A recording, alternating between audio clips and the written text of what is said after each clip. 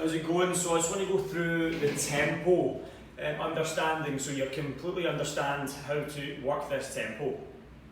So the example of a tempo would be if you were doing a shoulder press as an example. Let's say you're doing a seated shoulder press and the tempo is 4, 2, 1, 2 would be always the first number is always the eccentric movement, the way when you are lengthening the muscle.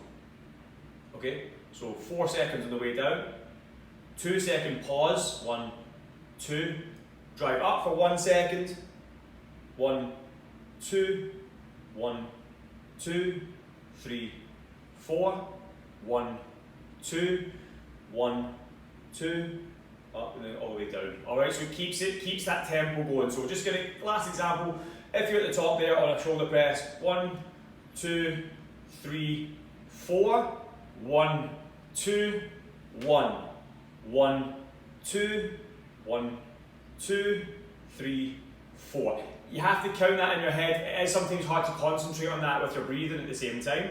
But once you get used to it, that's why it is repetitive. You'll have to do it a few times, you'll get understanding the tempo after the first or second set. And then after that, once you go back to the following week, you'll be absolutely fine at it. Again, with like a squat, for example, same principle. You're at the top of the squat, it would be 1, 2, 3, all the way down to 4. You start counting, and the problem a lot of people have is they start counting when they haven't hit the bottom. So they'll start counting the second number. So if you're in a squat position, for example, they'll start counting the second number about here, 1, 2, up, and they'll go straight up, and they haven't hit the bottom of the squat yet. So you have to get 4 seconds on the way down.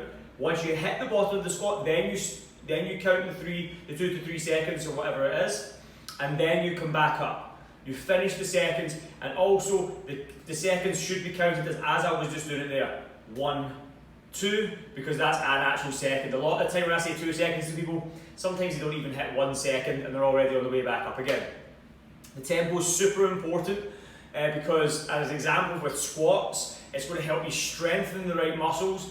Because a lot of people, what they do is they get to the bottom of the squat and they bounce at the bottom of the squat, they lose tension at the bottom of the squat, and that is useful in certain times, but when you're trying to build muscle, you want to try and keep the tension on the correct muscles, which are in the squat, hamstrings and glutes.